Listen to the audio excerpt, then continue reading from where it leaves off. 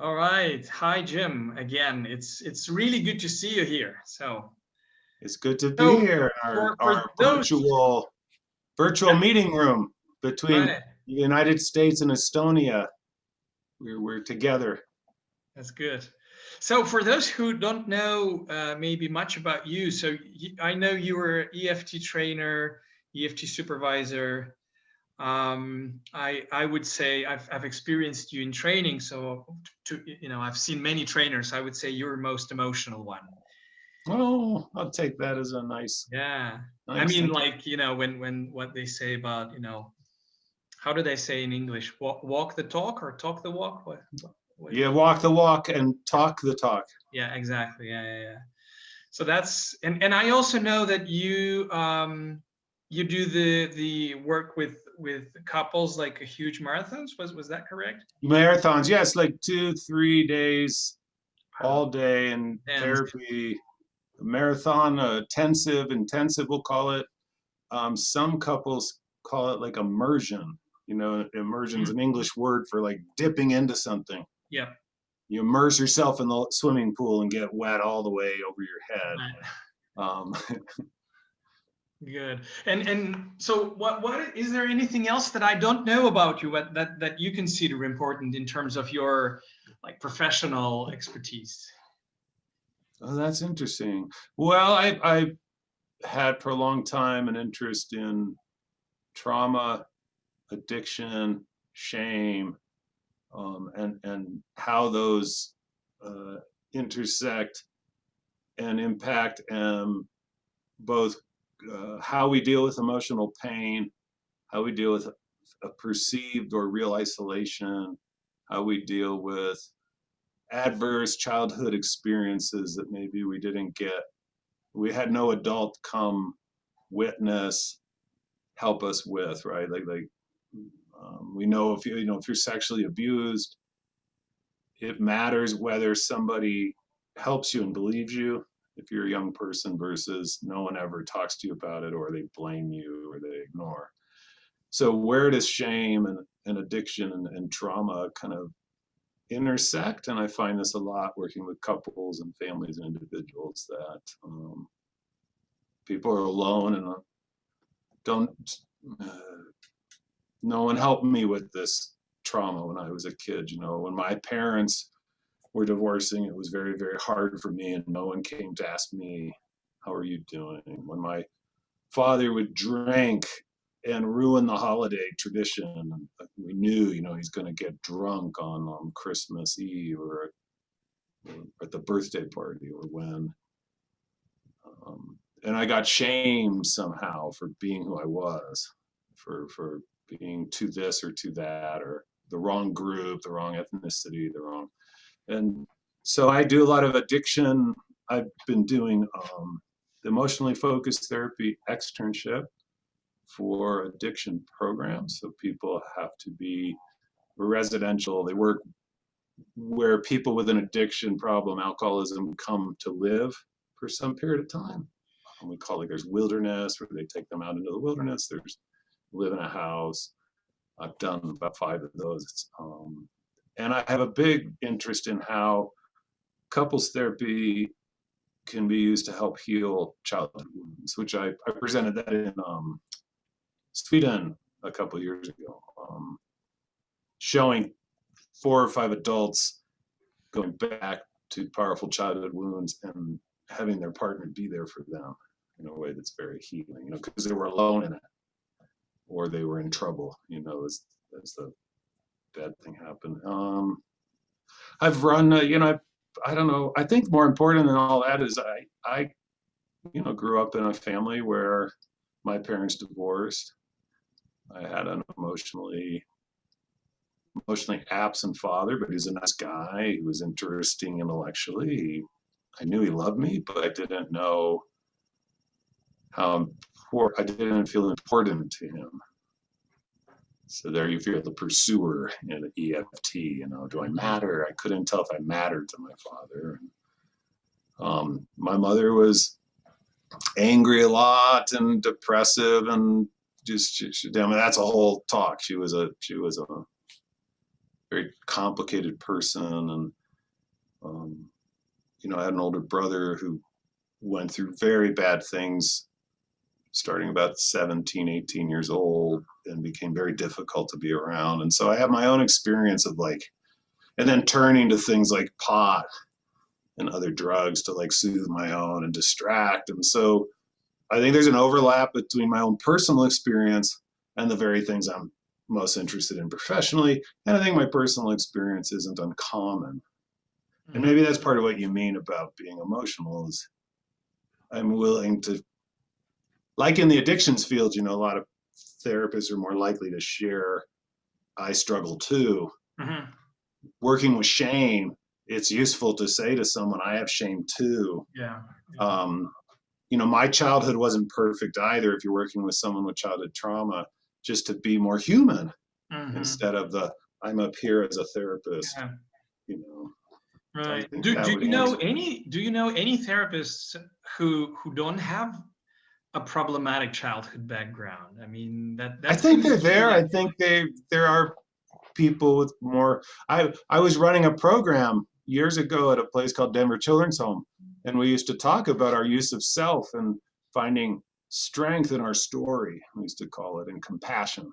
mhm, Where is your strength and your compassion in your own story, and where you were wounded? Maybe you can see those kind of wounds in other people, et cetera. Kind of a positive use of self rather than look at all your flaws, your countertransference, you know, like, um, and this young woman comes, I'm the clinical director, and she says, can I talk to you? I've been here like 6 months, and I have a very good relationship with my mom.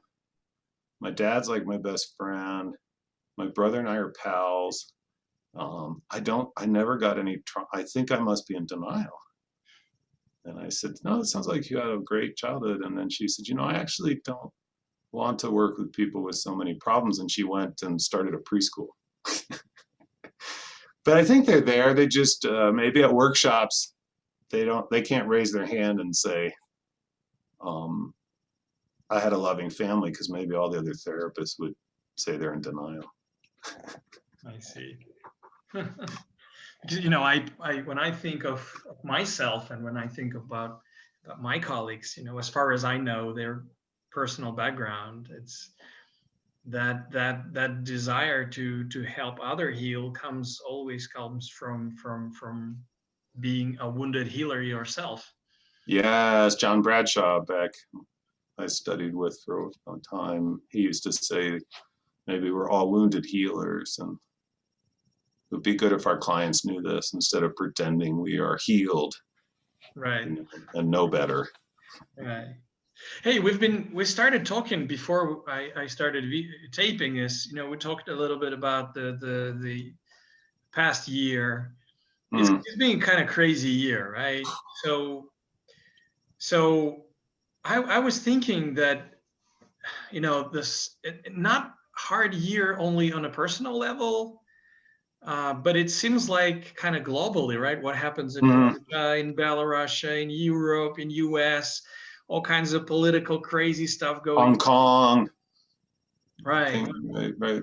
So, you know, do you think that coronavirus has something to do with that? You know, that it somehow triggered something globally that people have It's never. interesting because I mean, if I think about it, you know, it's my expertise, if I have one, is in attachment and emotionally focused therapy and these things. You know, I somewhat, you know, I think there's so many people who know more about addiction and trauma. I know, but maybe I know more than the average therapist. You know, and I talk about it. So when I think of all the examples you're giving and my knowledge of them, that all of those tensions or all that war that goes on between um, how are we responsible to each other in community, and am I just responsible for myself?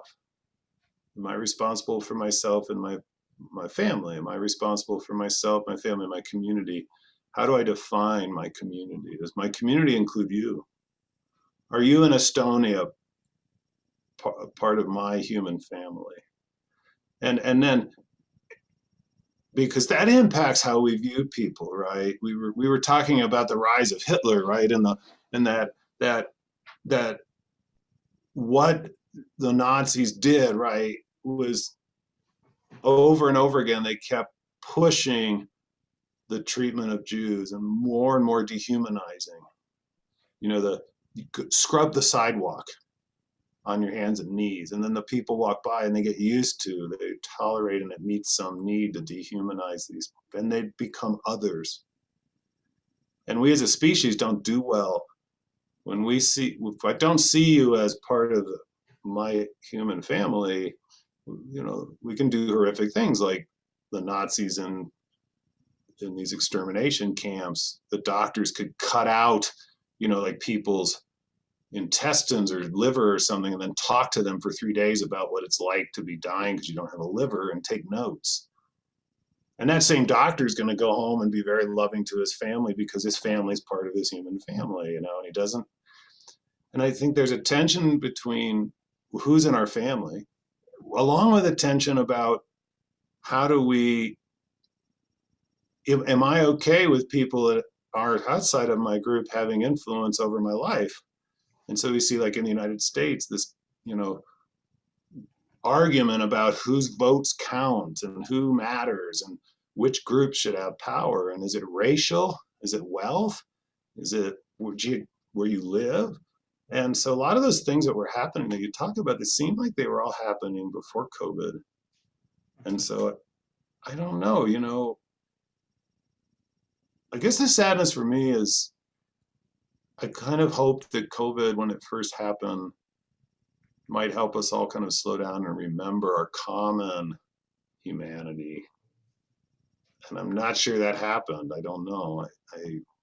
In some parts of us, in other parts, it seemed like it just brings things up about like who gets vaccines and do I trust the vaccines, and more questions about who can I trust in the world.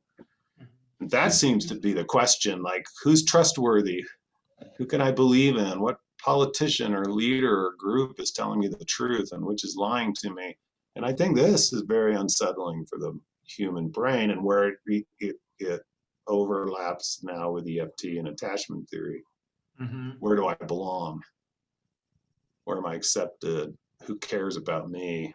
Who should I accept? Who should I include in that belonging? And who do I care about? And it just seems like there's a big struggle between like nationalist versus global, these kind of things. And I'm not smart enough to know the answer.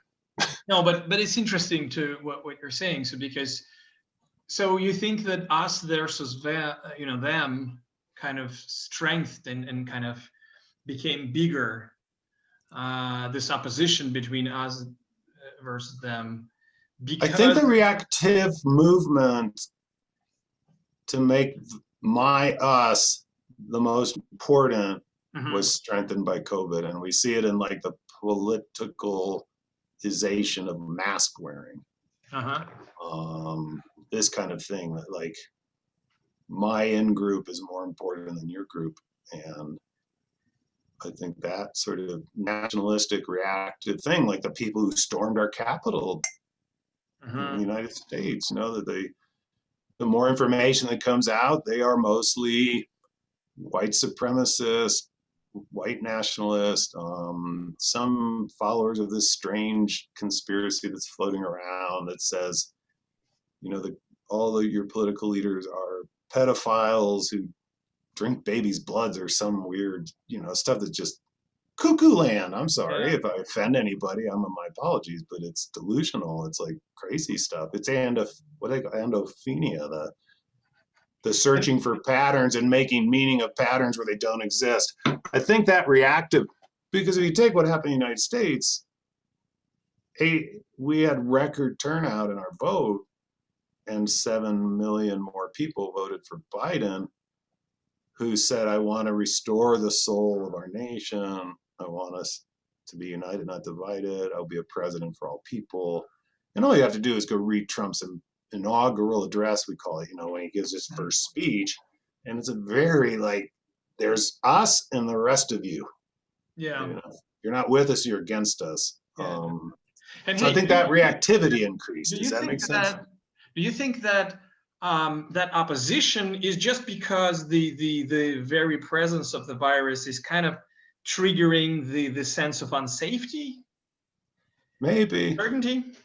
I think that opposition has to do with people losing a sense of community and stuff, um, and belonging, and what's my future going to be. That a lot of that opposition comes up in areas where I'm not sure my kids can't stay where they grew up because there's no jobs.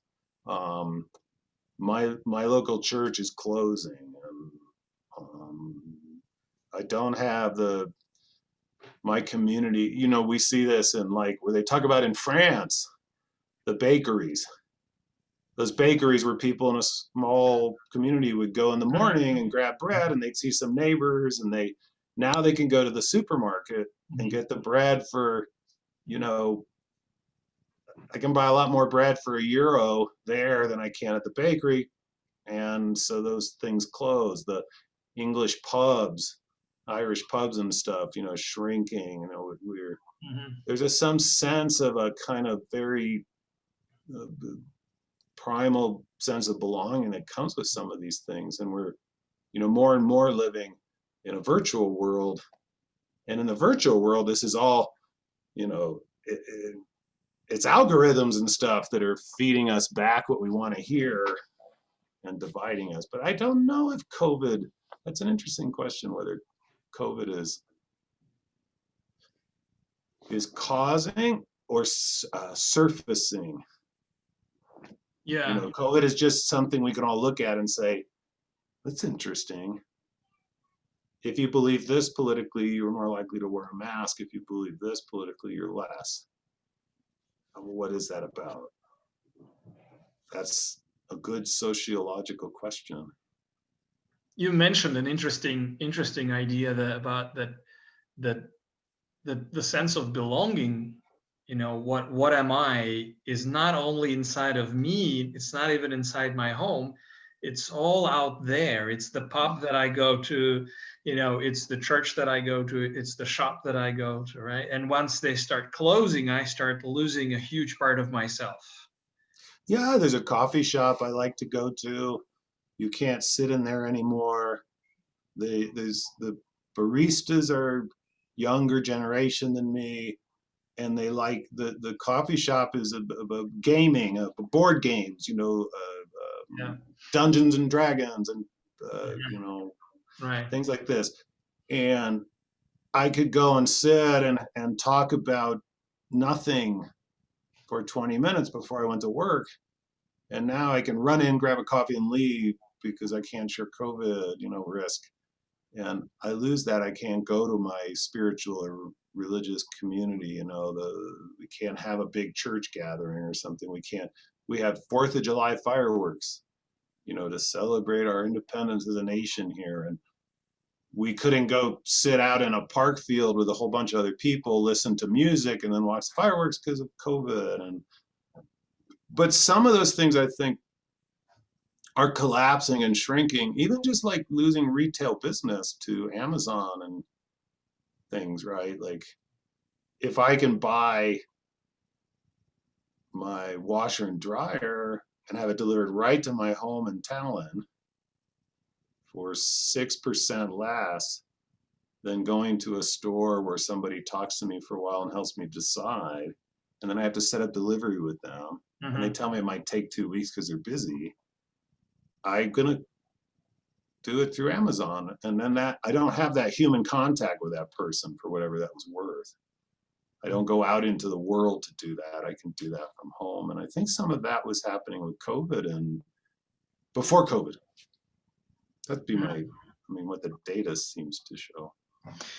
And you know, it's been a lot of talk, you know, all around in the radios and podcasts about, you know, the people who, especially those who were living by themselves without a partner, without kids, they would be hit particularly. But even those who would be, you know, in the middle of a family life, right, married, with kids, maybe even with the grandparents, you know, a big house, whatever.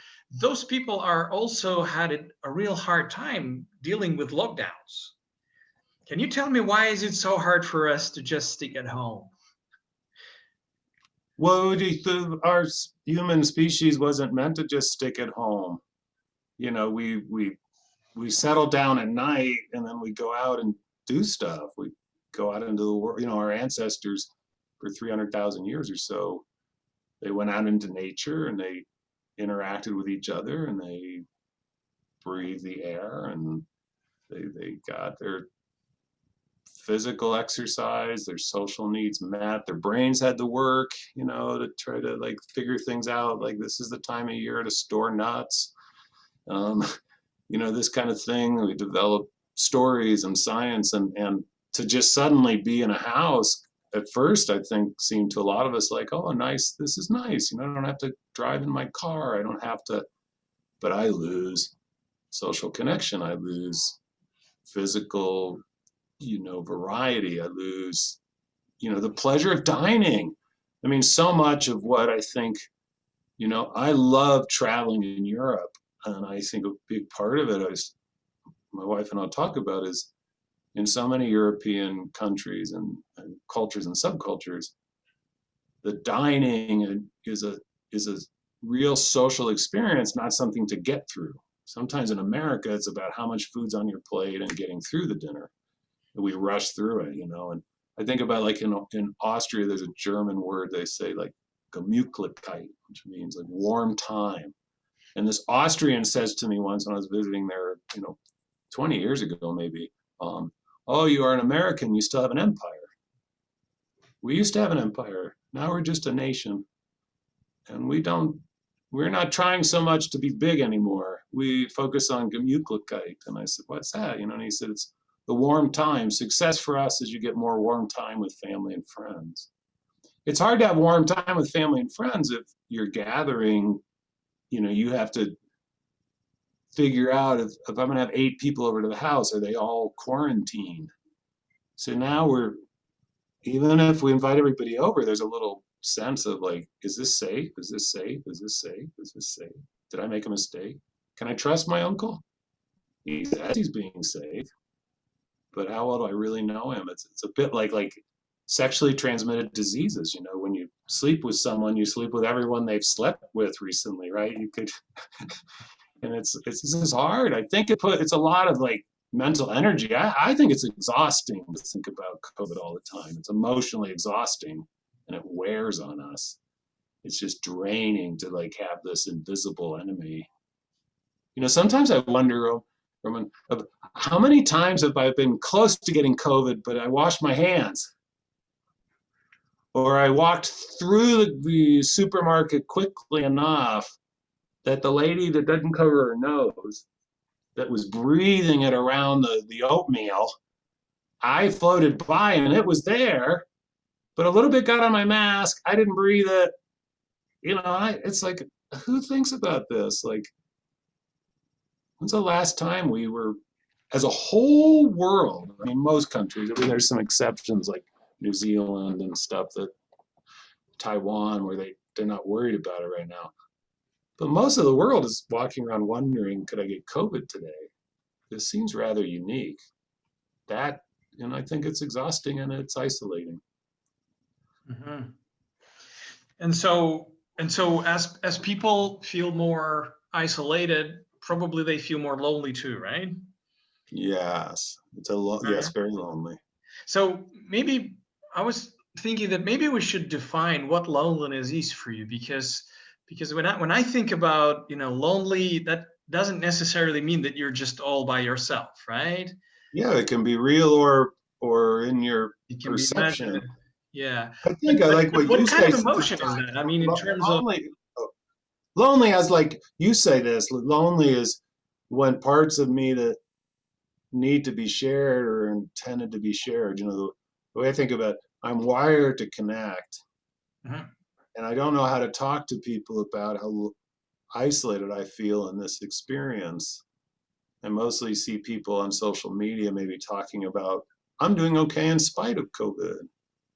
I don't, know where to go and say, do you sometimes just find yourself crying?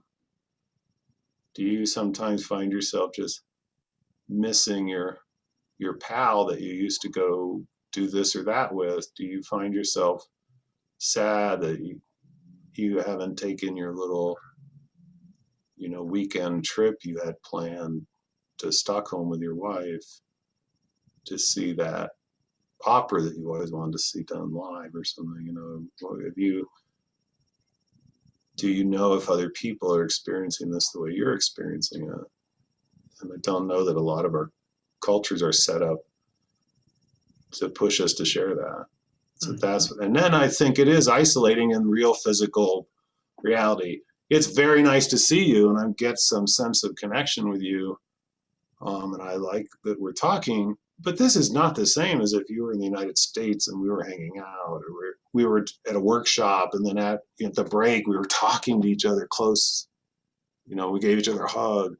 There is something missing in this substitute. There's a better Zoom. Thank God. What would the world be like if we didn't have things like this? But it is a substitute for direct connection. I do intensives with couples. They don't come here. They used to come here and sit on that couch, and now they're on Zoom, and they're deep and they're intense, and they say it's like you were here, and I say yes, it was like I was there, but inside I cry sometimes, or I'll say to them, and I so wish you had been here physically so I could have met you in that way too. I try to acknowledge it. I'll say, when these 2 or 3 days is over, at the end we'll hit the little button and you'll just be gone. I say to my couples or families, I say, but if you were here, we would walk down that little hall, and we might stop, and often like somebody will find an excuse to have a group hug and then talk about the fish in the aquarium for a few minutes and kind of linger and have our social time at the end of this powerful experience. And then I would stand at the door and you guys would walk across to the elevator, and I would wave like a grandpa, wishing you well. And the elevator door would close. Now I'm just gonna hit boom. And this previously emotionally withdrawn male, I say this to a couple about 5 months ago, and he says, Jim, slow down. We're having a big hug. And now I'm joking about your fish. And now the two of us are walking to the elevator, and we're looking back at you as you smile, and we're thinking good thoughts about our experience. And the elevator door is closing, and he waves goodbye, and that was very touching because I could come out. He met me there as a human. That virtual reality is a nice substitute. It's good that we have things like we can stream TV shows. But it's not the same as getting together and having walking around at the festival and running into a friend that you haven't seen in a year who yells across the way, Roman, I thought you moved to Netherlands. I'm back. It's good to see you. That's a big one, because it's suddenly I realized that that with all of the Zoom, the social life became absolutely 100% planned. It's not accidental anymore, right? It's like there is no spontaneity in that, right? You cannot meet someone accidentally in Zoom. You have to plan it, right? Oh, that's interesting. I cannot meet someone accidentally in Zoom. Yeah. How do you date? Right. How does a person who wants to have a partner and doesn't have a partner? Well, they say they do have an app for that, but I don't know. But it's still what you just said. Now I'm going to get on Zoom. And if I'm going to physically meet you, I have to trust that you're COVID safe. And it's all these layers, Hey, but as you were talking, I hear a lot of sadness in what you're saying, and it's like I'm sad that I really miss a lot of stuff. Is that what loneliness is quintessentially? It's like I'm sad because I miss people, I miss connection. Is that what it's all about? I certainly think that sadness is a powerful, important emotion that we tend to try to avoid in a lot of Western culture. We Hmm. try to, like the goal is to minimize and have less sadness and less pain. Um, just reading a book, Wintering, and she had a I don't remember the exact, but she talked about sort of we need to embrace sadness. I often say to myself, my family, my daughter the other day called, she had a COVID scare. She's 26, she's in law school in another state in the United States. Um, she's about 1,800 kilometers away from me. And she said, Dad, I'm scared because Xenop, says she's under the weather and I saw her 48 hours ago. And what if I, get sick? And we calmed down about that. And then she just started sobbing.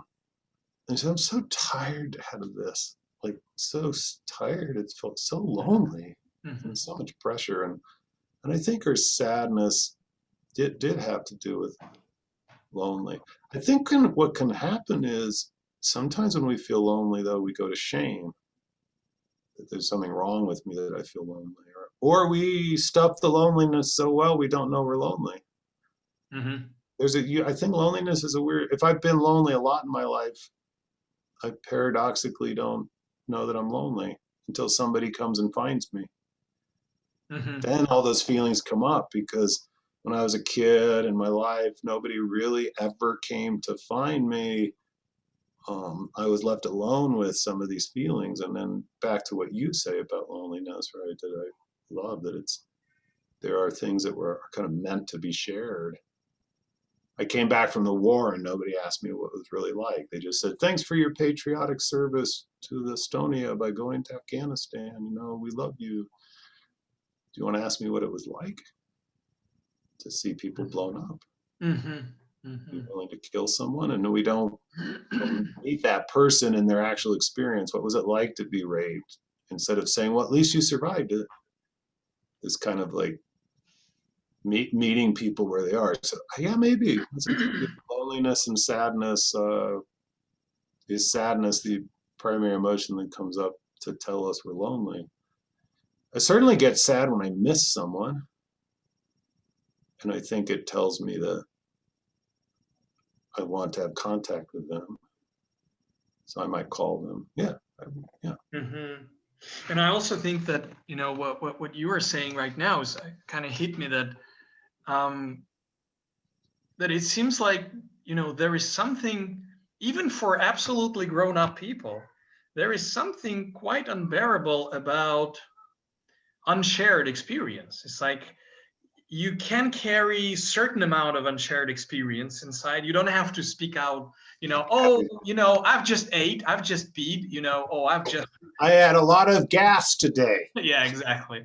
So but there is only so much that we can keep inside, and once we're over that certain amount, it becomes unbearable to not be able to share your experience.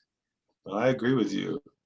Um, and maybe in COVID, let's say I don't live alone, but I do have a couple people that I connect with, or my partner or my roommate.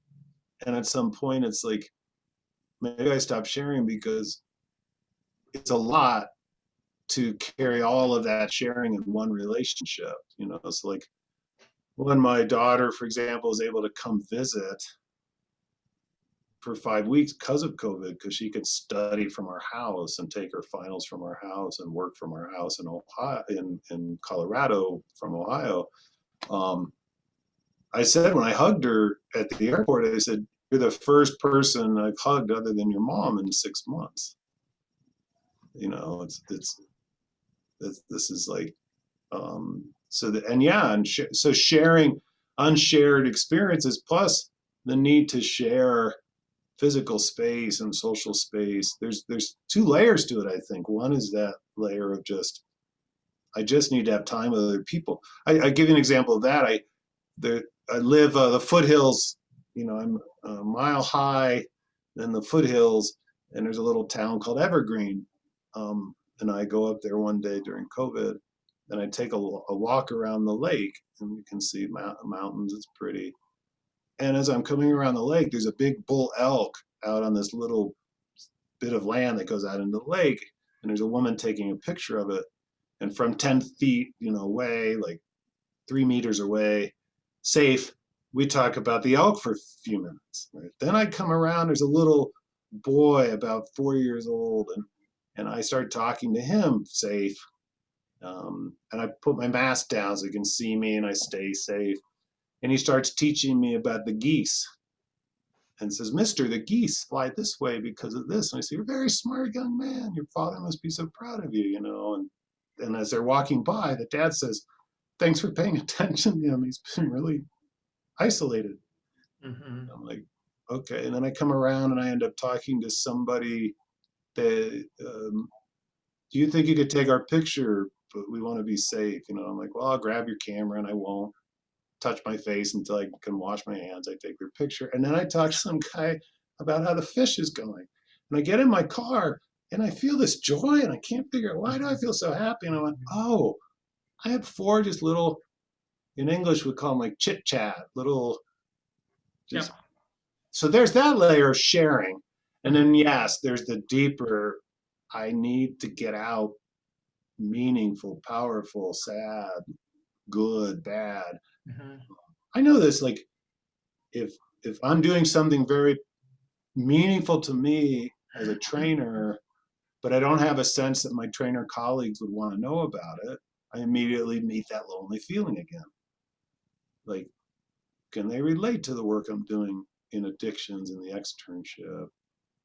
Not a lot of trainers are in recovery like me, and I don't share that a lot because, and so I'm at a trainer retreat, and the trainer from Turkey, Senem, says, "Oh, you work in addictions. Are you in recovery yourself?" And I say, "Yes, 33 years, July 7th." And she says, "Congratulations," and I start to tear up, and why? And I say, "Well, this is a part of me that the group's not here to know about this, and that's okay. That's the group's need." But it makes me sad, and so I take care of it myself. It's interesting, right? Because no particular one relationship or group or something maybe can see all parts of you, and you can't see all parts of the people in your life. Yeah. So without COVID, we have more.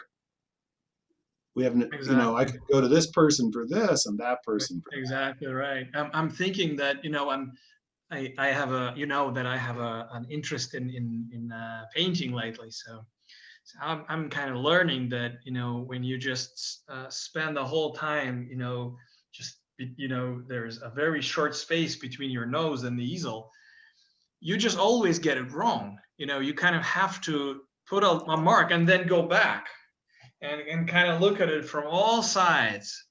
And I think that it's impossible to process, even if I have a good relationship. How can I process it if I never sort of distance myself? I have to go to a coffee shop with my friend to talk about his wife. Then I suddenly see my own relationship in a different light. That's right. That's right. And we're not having that kind of, or you go to dinner with another couple and Right. start talking about something going on in Talon, or about relationship or about friendship or about where you are in life, and seeing your wife or your partner, talk in that setting. It's like, oh, I didn't know Exactly. that. Wow. You don't share that part when you're just with me, Those things are not happening with Yeah. COVID unless Yeah. you're on Zoom and it's planned and you're looking at little boxes of Mhm, people, and it's, mhm, I'm sorry, mhm. not the So same. so do you think is there a way for us to fight that sort of a flattening of self, flattening of relationship in those times? Is there any way to fight it? I mean, to do something about it. Oh yeah, there has to be. And I just go, what are we doing? What are you and I doing? I have some things like sometimes I'll take a walk at night when Patrice doesn't want to take a walk or as long a walk as me. And I have a friend, Bob, I just call him. I know he's at home. I know he lives all by himself. He's like 72 years old. He's very, very, very, very, very COVID safe. And he'll be like, oh, you called me, thanks. And we talk. We talk for like 45 minutes. And I find sometimes the phone is more engaging than Zoom or FaceTime or something, because there's something about listening to the voice without having to worry about whether am I looking at the screen the right way, and is there something up my nose, or something? I look kind of old, with this thing? My beard is getting gray, Um, I think finding people you can take a walk with or something and be physically safe, do your safe 2-3 meters or whatever, but see them. I have a friend, we went and found a picnic bench, at a park, a table that was about 8 feet long, so 2.5 meters maybe long. He sits on one side at this end, I sit on the other side at this end, because it kept us from naturally, like, we want to come closer and closer and closer. And we just hung out for a couple hours and talked about, I brought food, we ate our own food, but tried to simulate a more direct social interaction and not just rely on Zoom.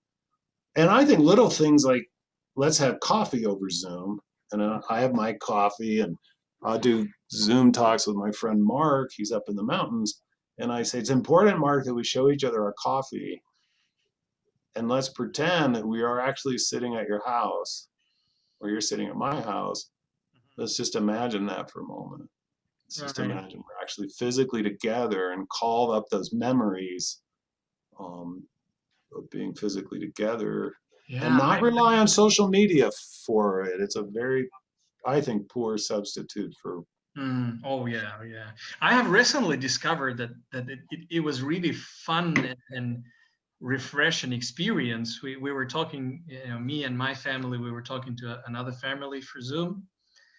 And because there are so many people, you do not deliberate in your talk like I am right now with you. And there is this thing start to emerge that, like, they sit at the table, we sitting at the table, you're eating. And there is, at some moment, you get that feeling of the casualty, right? That this spontaneous, accidental thing starts to happen. For example, a son will tell to mommy something that, he would not say that to me if we were talking directly. He was saying to her, but I overheard it, and I'm like, yes, Yeah, I like that. That's a great idea. Like, set up a little bit more. We're having dinner, you're having dinner. And then we talk. Let's chew together, and let's make those strange sounds together. I think what we did, 5 months ago now or so, when we got together with like 9 of your colleagues, and we all just talked about what's it like to be in COVID, and everyone shared, and we weren't trying to solve any problems. I remember that conversation because you were the first. You said, so that must have maybe April or early May. Remember? You said, "Oh, I'm not going to see anyone in my office for a year." Yeah. I was shocked. I was like, "What do you mean? This is going to be over by September." And I think of you often as I'm getting close to a year. At the end of mid-March, it'll be a year since I saw someone in my office. Exactly. And I would have never imagined. So I borrow you somehow, Roman. No, you knew something I didn't know. You saw something out on the far horizon that I didn't want to see. I feel weird about it because I feel a little bit like this, broken clock that shows the right time twice a day, like every every other time when there is a catastrophe, I can really feel that coming. Yeah. So, but that's that, maybe trying to do your book club that you used to do in person, do it online. How can we make this most like it is when we're in person? Let's talk about Zoom and stuff. It doesn't always feel as real. How can we make it more real? And I'm interested. I would love to hear what other people are doing, because this is very new for us to be.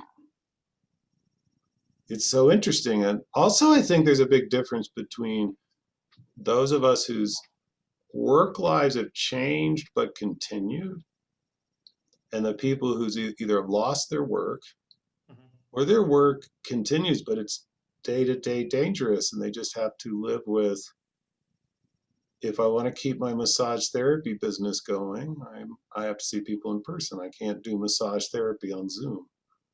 If I want to Yeah. keep my job at the supermarket, Mhm. and I'm exposed to people who come into the supermarket and don't wear their mask right, and they're coughing, and they come right up next to me to talk to me because I'm an employee. They don't think of me as a human being that could catch COVID. I hear this when I ask, how is it for you at the local supermarket? People will say to me, the customers don't care if we catch COVID. We're just like robots to them. I think about that, like my experience of COVID and your experience of COVID is one group of experiences. My daughter, like having her education go online. My son teaches at a public school. He teaches the thing called audio engineering, and he has to teach it online. And it's a very like, let's get in front of the equipment and learn how to record. Well, how do you do that online? And he had to go like, his whole brain had to say like, I resist this, I resist this. No way, I have to make this work. And there's a lot, and maybe this will all lead to some new art, some new creativity, some innovation. That all sorts of positives will come out of it. Right. But I don't know, man. Yeah. And it seems like, you know, because I think it's kind of hard probably to leave. I mean, I don't even know if I can imagine what's that like. I have to do my job at a grocery store every day despite all of the danger. So probably what I would do is I would push it out of my mind. So, but you cannot freeze it selectively, right? You just freeze everything. So Right. probably when this is over, we're gonna have a whole bunch of folks, that will have to get unfreeze. Right, and a bigger question, is COVID-19 a trauma at some bigger level to the psyche of Tallinn or Northern Estonia or of all of Estonia? Is it a trauma for the Baltic states? Hmm. Is it a trauma for Europe? Hmm. Is it a trauma for the world? Is it and how do we process that trauma? And what will happen? The United States, we lead the world in deaths. If we had the per capita deaths of like South Korea, we're about to reach 400,000, and most medical people think it's more than that. It's actually probably more than that. Um, Hmm. if we had the death rate of South Korea, we'd have like 6,600.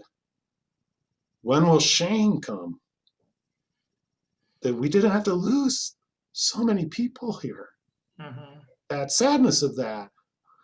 Are we pushing it down in the United States because we don't want to deal with, then why didn't I fight harder? Why didn't I do better? Why didn't I demand more? Why didn't my country do more? So we blame it on someone else. Hmm. We put it over there. I Hmm. don't want to feel that shame. Right. We have here increase in alcohol consumption, increase in like opioid deaths. Hmm. We don't seem to be seeing an increase in suicide, which is interesting, right? Like, um, the data is fuzzy, but we do see like a 20% or so, 25% increase in alcohol consumption. But it kind of sounds logical to me because with COVID the threat is out there. It's not inside of you. It's very clear, concrete, and it's outside. So everybody's mobilizing. Yes, and then whatever I feel about the boredom of it, the loneliness of it, the stress of it, alcohol is a great substitute for social interaction. So Right. if I'm at risk to relapse into an addiction, am I more at risk to relapse because of isolation and loneliness and stress?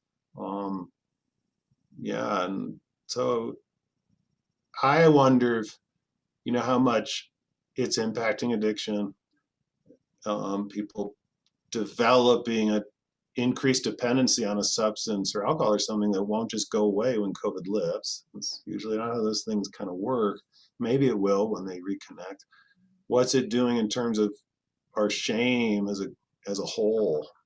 Um, and I think that's where like Trump tried to, like, it's a China virus, right? Because it puts the shame over on China. Like, Mhm. And what is it? Is it a trauma to the overall human, what Jung would have called the collective unconscious? Will this come out now in will our mythology over the next 15, 20, 30 years do something, our stories, our narrative, will we do something with this, or will we just get through it and move on to the next thing? And I have to think and believe and hope that there's some great art and creativity and healing that'll hopefully come from this, and kind of a reckoning for what did we do well, what did we miss, who did we leave behind, and this kind of thing. Um, I guess the last piece I'd say when it comes to loneliness is, if you're lonely, honor it, feel your tears, and then who could you share the tears with? Mhm. Who could you call and say, this thing is lonely, like my daughter did? She just started crying about it's so much. And if you're feeling pretty resourced and not so alone, Mhm. who's somebody in your life that maybe you just reach out to and say, hey, I haven't talked to you in a while, how are you doing with all this? And ask them twice how they're doing, I always say. Because the first time people say they're doing okay, Right. and then ask, how are you really doing? Yeah, suddenly I thought that, it's interesting, very interesting, very good question, because, you know, it's like, we all think like, maybe first immediate reaction is to check out, am I okay? Is my family okay? But then, if you are actually okay, then, ask yourself, did I help anyone? Because it's kind of weird not to help anyone in those times. It's kind of weird, right? You kind of should be Yes. helping others if you are okay. Yes, If and then you're not, that's a different story. can you expand your awareness of how COVID's impacting? When I get lost in how COVID's impacting me alone, I can feel sorry for myself in a way. When I think my wife's cousin Clarence is 92 years old and can't have a visitor in his assisted living home, and I think about when Alana, a trainer in New York, told me, back when it was really, really a surge in New York City, she said, somebody's dying every 2 minutes or something from COVID here. And I went, okay, get out of yourself. And for me, the answer really, my hope is I want to keep expanding my human family to include all humans, plus all the animals and the plants and the whole world. I want my empathy, my sense of belonging and care. And we have some research on this, that people who feel more connected to a whole have a different experience of life than when we go into little groups. And so I try to check my reactivity, when I'm getting defensive about EFT because it's the best couples therapy, and I have to remember there's a whole bunch of other people doing couples therapy in different ways, and what do I have in common with those couples Yeah. therapists Yeah. rather than my differences, and how can I do that? I care about how COVID is impacting you and people in Estonia. I want to care about that. I don't hear about it much, so it's easy to forget that. I'm glad that, say, in Taiwan or China or New Zealand, Australia and stuff, they are Fiji, they don't have to live with this every day. I'm glad for them. I want in my heart to say, good for you, instead of, and I have to honor the part of me that can be like, I'm jealous. You're Yeah. complex. Okay. How's our talk? Yeah, it was great. Thank you. Hey, Jim, do you take new clients online? Maybe someone wants to talk to you online. Yes, yes. How And can we find you? they can reach out to me. The easy way is www. So jimthomas.care. I like it. It was available. I couldn't get jimthomas.com. That costs like 10,000 euros. Wow. And then I saw .care, and I care. So, okay. Easy to remember. That Jim Thomas guy, he cares. jimthomas.care, and they can figure out how to find me. Okay. Figure All that out. right. So thank you so much. Hopefully we talk more in the future. Yes, yes. Yeah, Yes. thank you. Okay, so